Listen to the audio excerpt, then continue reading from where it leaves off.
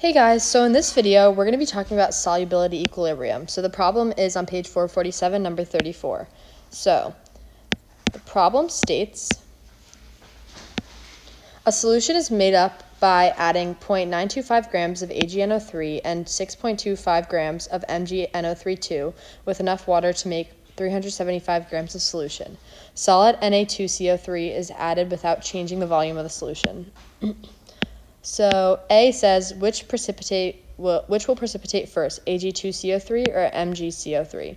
So what we have to do first is write the net ionic equation. So we know that that breaks up into Ag plus and NO3 minus because it's a 1-to-1 ratio. So we also have that given mass. So once we convert that to moles, we can use simple stoichiometry because it's a 1-to-1 ratio, and that means it produces the same number of moles of Ag plus and NO3 minus. So then we have to divide that by liters, so we get that the molarity of Ag plus is 0.01452 molar.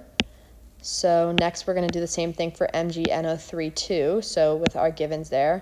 I'm just going to take away the problem here. So now we have to add get the moles, so we know that it's a 1-to-1 ratio for the Mg2 plus, so we have 0.04214 moles divided by the liters, so that gives us the molarity for that.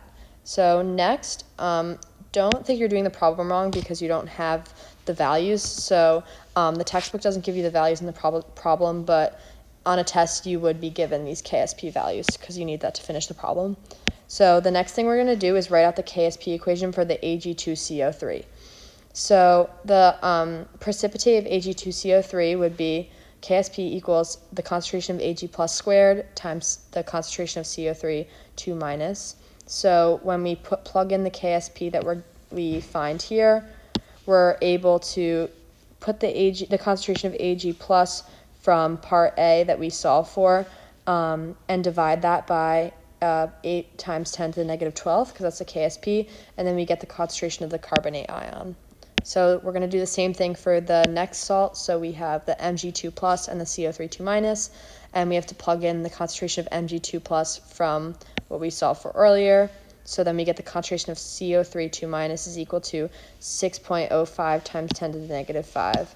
So the answer would be Ag2CO3 would precipitate first because it requires the least amount of CO3 2 minus to be present. So we can see that here, this is a smaller concentration than that, so that's why it would precipitate first with the Ag2CO3.